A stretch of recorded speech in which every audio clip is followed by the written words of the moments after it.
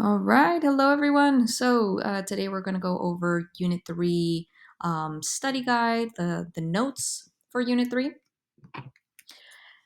All right, and so we're going to go ahead and start with the atom. So we started off with the atom, and here are the definitions, right? So the atom is the basic building block of all matter. And is made up of protons, electrons, and neutrons. So the thing that we've been focusing on for this unit has been these things inside the atom. So these are subatomic particles. It's protons, electrons, and neutrons. Remember, subatomic just means smaller than an atom. And then we have different types of atoms called elements, right? So elements are made up of one type of atom that can be identified by specific chemical and physical properties. So all the different types of atoms, we can find them on the periodic table. And so when we are looking at what gives the identity of the atom. So, why is one atom called hydrogen? Why is another atom called lithium, right? And that's because of this a subatomic particle right here called the proton, right? So, the number of protons gives the identity of the element. So, it is it basically determines the name of the element, right? So if I have 3 protons, it's going to be lithium. If I have anything else besides 3 protons, then it's no longer going to be lithium. It's going to be something else. Okay. So when we're looking at the periodic table, we usually see this format right here in the square, and we call this the element notation. So usually we have a number at the top, and we call that the atomic number, right? And this is also the number of protons. So again, the identity of the element is the atomic number. Then we have our symbol, which is kind of like the initials of the element. Then we have the element name, which is kind of like the full name of the element. So lithium, and the initials are Li. And then we have the atomic mass. So the atomic mass is usually the number with the larger value. And this we can think about, so if you hear the word mass, we can think about the weights. So, how much does the atom weigh? That is determined by the atomic mass. Okay, so talking about weight,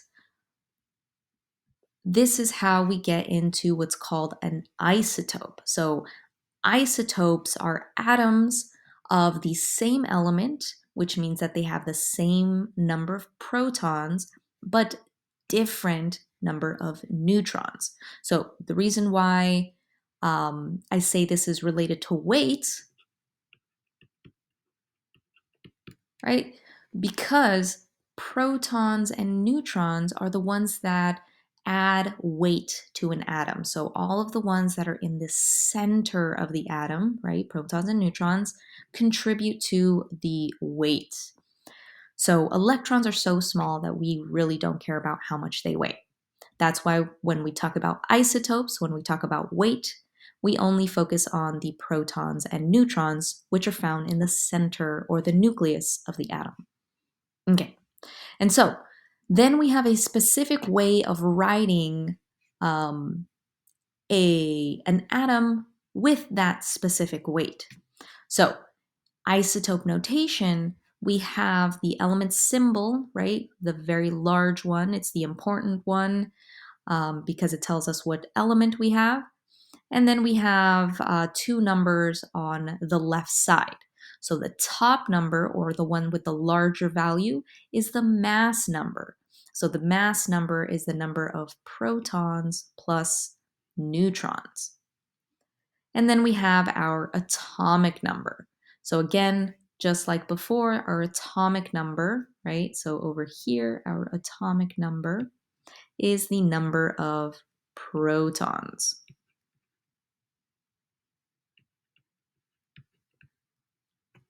Okay. And so these are isotopes. So again, if we have two atoms, we know they're isotopes of each other when they have the same number of protons, meaning the same element, but different number of neutrons.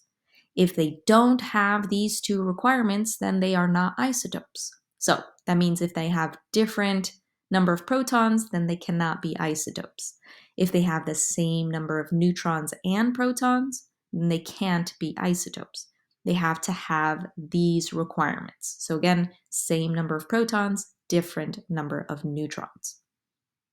Okay, so after isotopes, we took a look at ions. So, ions are atoms with a charge because they have an unequal number of protons and electrons. So now we're looking at this thing called a charge. So, very similar to an electrical charge, right? We are looking at a charge inside an atom. And so the two particles that are very important to this charge or this electrical charge are the positive particles and the negative particles, right? So the positive particles, we call them protons, right? And then these are found in the center. And then we have the electrons, the negative particles. And these are found in the orbitals or the outside of the atom. And so for the charge, we don't care about the neutrons because the neutrons are neutral. So they don't have or they don't participate in the charge, only the protons and electrons. Okay, so we have two different types of charges. We have cations, which are a positive charge. And so the reason why it's a positive charge is because we have more protons than electrons, meaning we have more positive particles than negative particles. And then the second one is an anion. So an anion just means that it is a negative charge. And it's a negative charge because we have more electrons than protons. So anions, we have more of the negative particles than the positive. Okay, and so when we have isotope notation with the charge, right, the charge just tells us, all right, which one do we have more of? Do we have more protons, making it a positive atom, or do we have more electrons, right, making it a negative atom?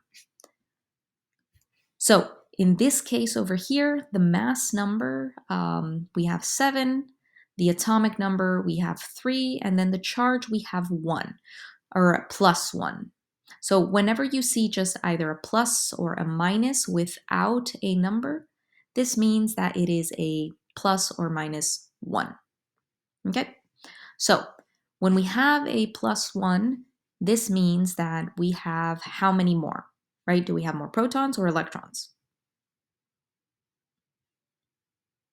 Right, we have more protons because we have more positive particles. So if we know exactly how many protons, and remember the number of protons is the easiest to find out because we just need to look at the periodic table.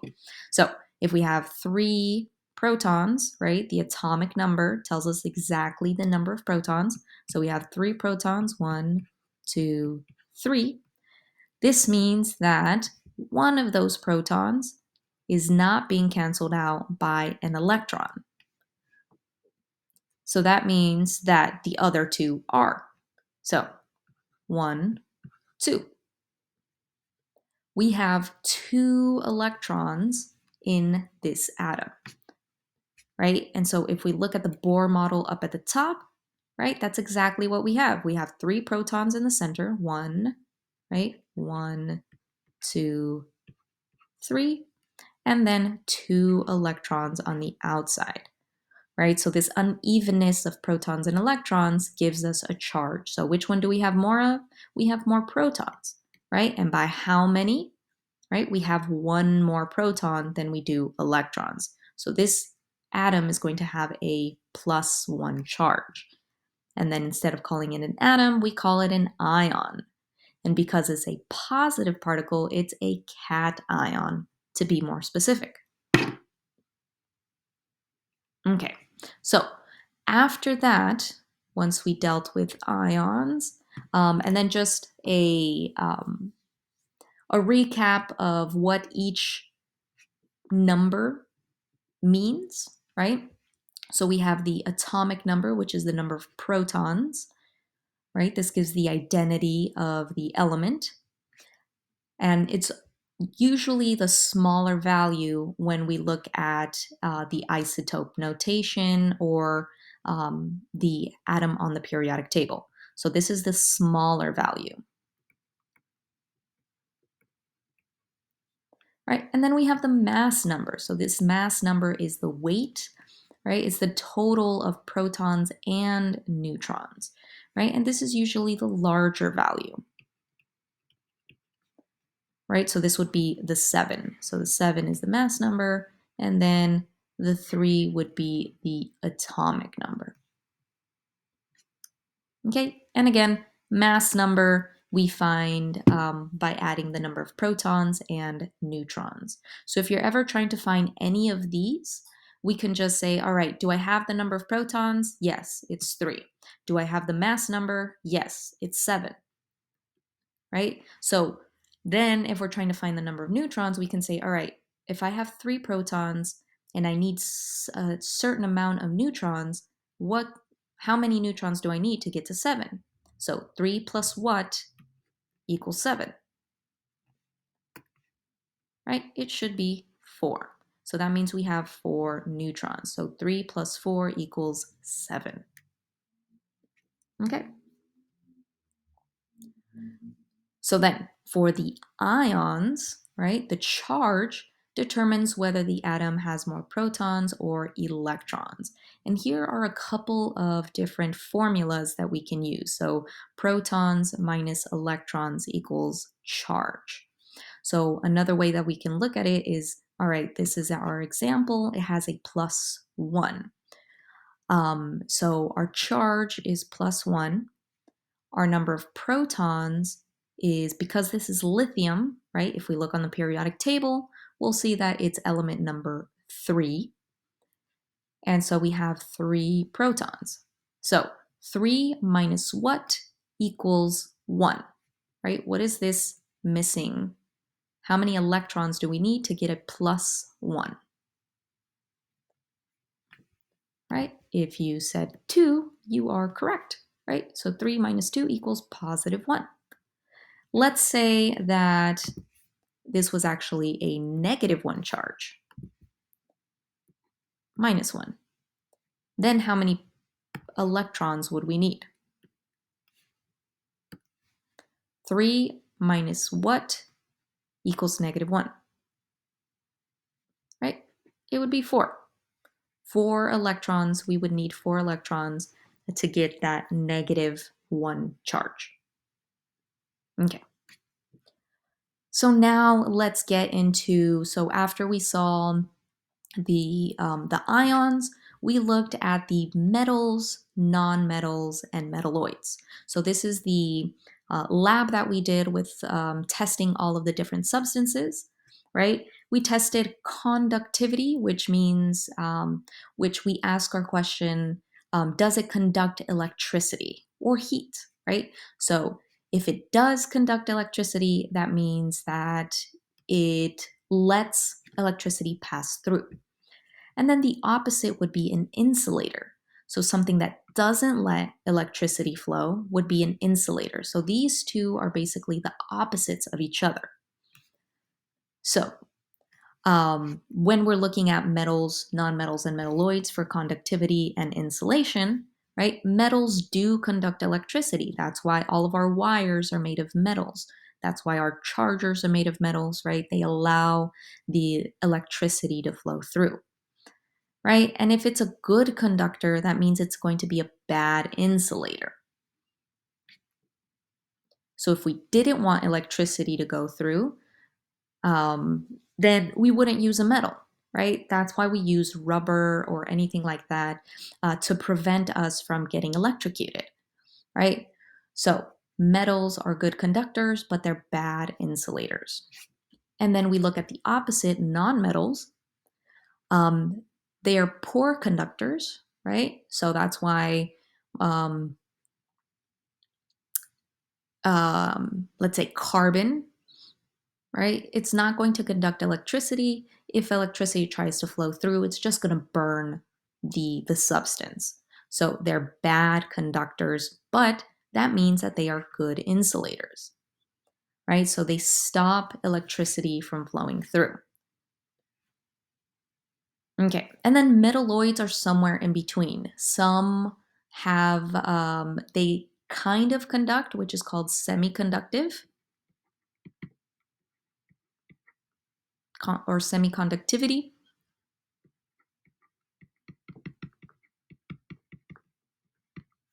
Right, and then we have, and some metalloids are insulators or sometimes insulators. Okay, and then we have malleability and brittleness. So malleability means that it can bend without breaking, and brittleness means that it does break, right? So these are two sides of the same thing, right? So they're opposites of each other. So again, metals are going to be malleable, right? That's why we are able to um, put them in different shapes, right? That's why we can make them into wires because they're malleable. We can bend them without breaking, which means that they're not going to be brittle. And on the opposite side, nonmetals, they're not going to bend. So we can't really change the shape as well as we can with metals. They're most often going to be crushed. And so that means that they're going to be brittle. They're going to break easily. And then metalloids are somewhere in between. Some are a little bit more malleable than others, and some are more brittle. Okay. And then luster. Luster just means, is it shiny? So if it's lustrous, that means it is shiny. If it's not lustrous or dull, right? That would mean not shiny. So these two are opposites. If it has luster, it is shiny. If it doesn't have luster, it is dull. So metals do have shininess to it. And remember, we talked a little bit about how electrons cause this shininess, right? Because metals um, don't hold on to their electrons very well, right? They let loose with their electrons. There's a lot of that light reflecting or being reflected back. So metals are often shiny, and non-metals are often dull. And then metalloids are somewhere in between. They can be sometimes shiny, sometimes dull. Okay, and then reactivity with acids. So does anything, does it do anything with an acid? So usually this is bubbling, turns a different color, or produces any heat change.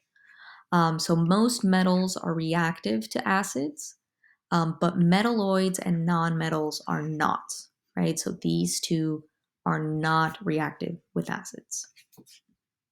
Okay, so where do we find the metals, metalloids, and nonmetals on the periodic table?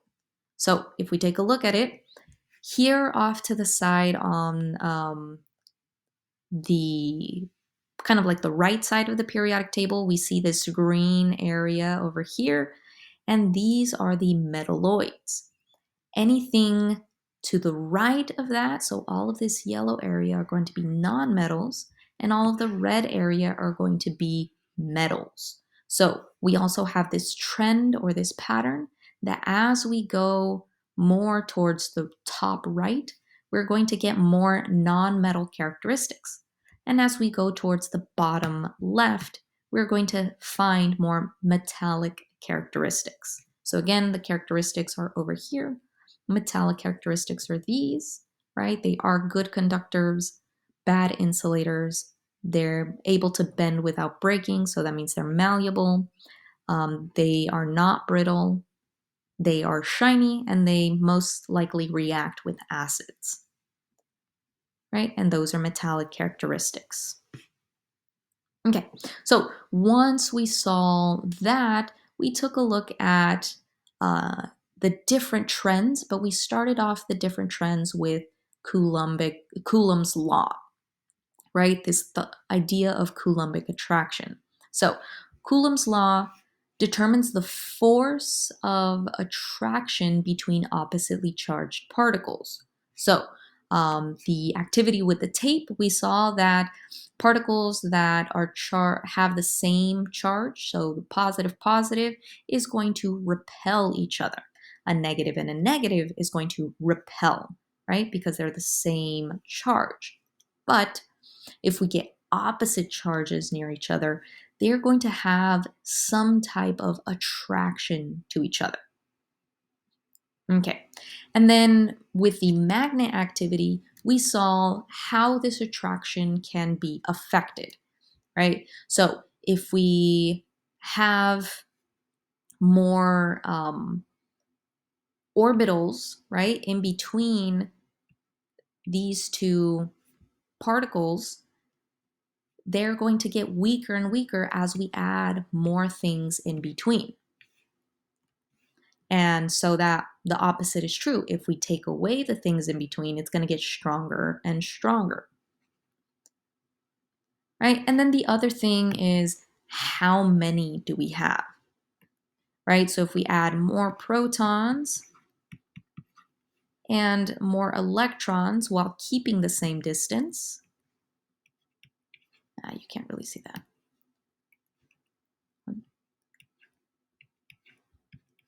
Right? This attraction between each other is going to get stronger and stronger.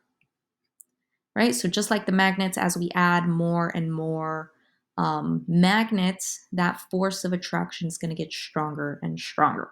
So these two ideas are very, very important to understand all three trends that we saw in class. So the three trends that we saw is atomic radius, ionization energy, and electronegativity. So let's go ahead and break each of these down.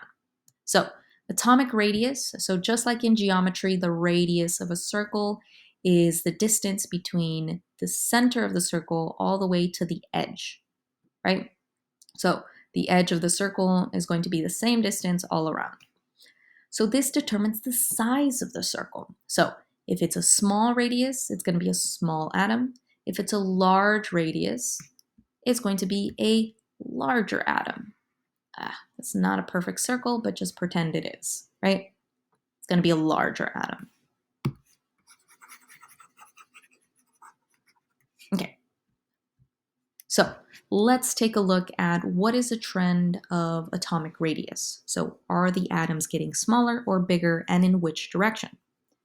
So if we look at up and down, right? What's happening to the size of the atom? Is it getting bigger or smaller as we go from lithium to potassium?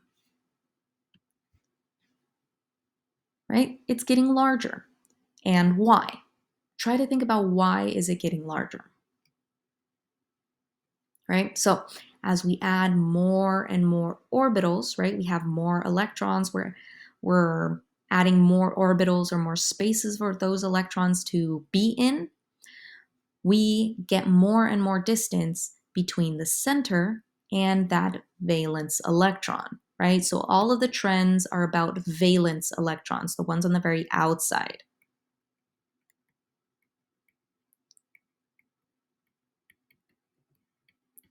Right? So this valence electron and this valence electron. So as we go from lithium, which has 2 orbitals, and then sodium has 3, and potassium has 4. So that distance, or the radius, is getting further and further away, which means we're getting a bigger and bigger atom. Okay, so that's the trend going down a period, right? The atomic radius, it's getting bigger. Now let's see from left to right. What is happening? So my first question is, what's happening to the number of orbitals? Does it change or does it stay the same? Right, so if we count, we have 1, 2, 3 orbitals over here. 1, 2, 3, 1, 2, 3. So all of these have the same number of orbitals.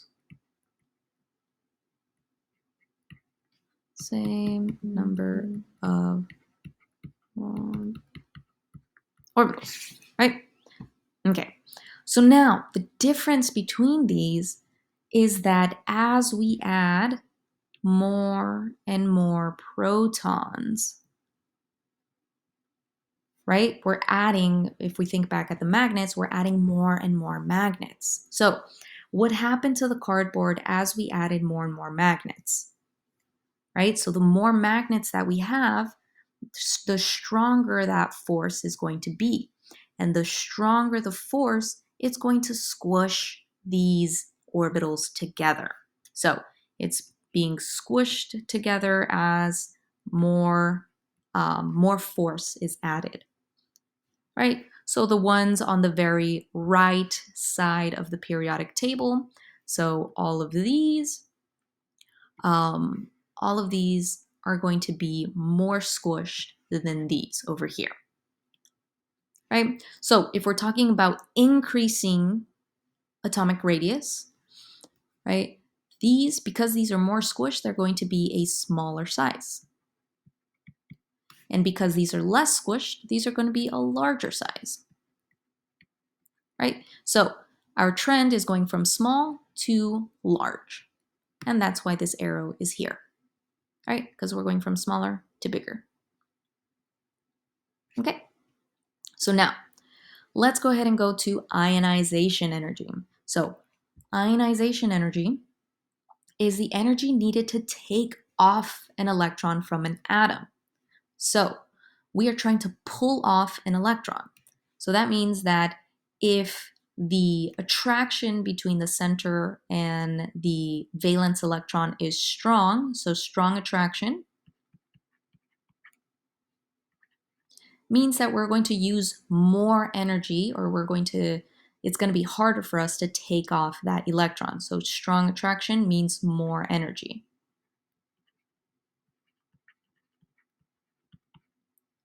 And so the opposite is true. If we have a weak attraction, right? So that attraction between the center and the valence electron is very loose, very weak. That means we're going to use less energy.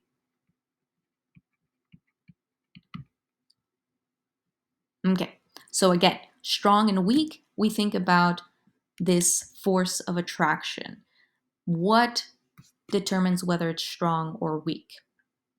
Okay, so let's look at the ionization energy going up and down.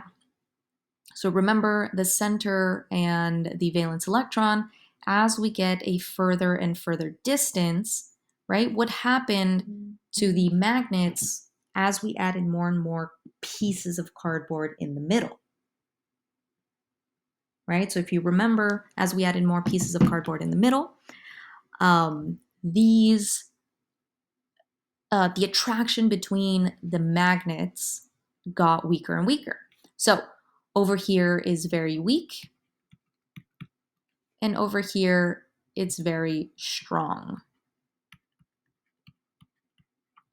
So if we know the attraction is very strong up at the top and very weak at the bottom, then we can use this over here. So the strong one, we're going to need more energy to take off that electron. And then the weak one, we're going to need less energy, right? So if we have less energy over here, more energy over here. Okay, and that's the trend. And the reason why, again, because the protons and the electron, or the valence electrons, are so far away that it's very easy, or the attraction is weak, so it's very easy to take off. And the opposite is true for the one at the very top. Because the distance is so close, that attraction is going to be very strong, which means we're going to need more energy to take off that electron. Okay, and now let's go ahead and look at it side to side. So just like atomic radius, the number of orbitals is the same, 1, 2, 3, 1, 2, 3, 1, 2, 3. The thing that is changing is the number of protons. So as we add more and more protons, right, very similar to the magnets, as we add more and more magnets, that strength between the center and the valence electron is going to get stronger and stronger. So over here, the first one is going to have a more weak attractive force. And as we add more and more protons, it's going to get strong. So if we look back at the information over here, right? So if it's strong, that means we are going to need more energy. So more energy. And the weak one is going to need less energy.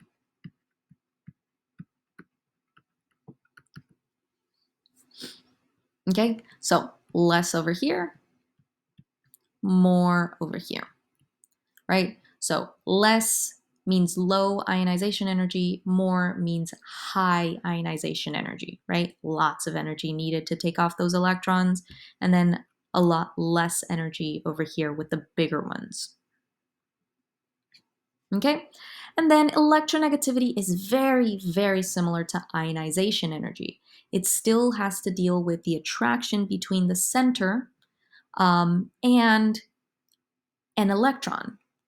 But the only difference is that in electronegativity, this is the attraction of the nucleus of one atom to the electron of another atom, right? So this is like, if we look at our atom over here, this is like adding an extra electron. So the way we can think about it is if it's very attracted to its own electron, that means it's going to be very attracted to another electron as well. And if it doesn't really care about its own electron in the first place, then it's not going to care about someone else's electron. Right? And so that's where electronegativity comes in. So if it's a very weak attraction, it's going to be low electronegativity. And if it's a strong attraction, it's going to have high electronegativity. And that's why ionization energy and electronegativity both go in the same direction, right? So they have a less value at the bottom and a greater value at the top, and a less value on the left and a large value at the right, right? So these are very, very similar to each other. Okay? And just making sure that we all always refer back to Coulomb's law. So the idea between the attraction, and you can think of the magnets, right? So that is it. And please let me know if you have any questions.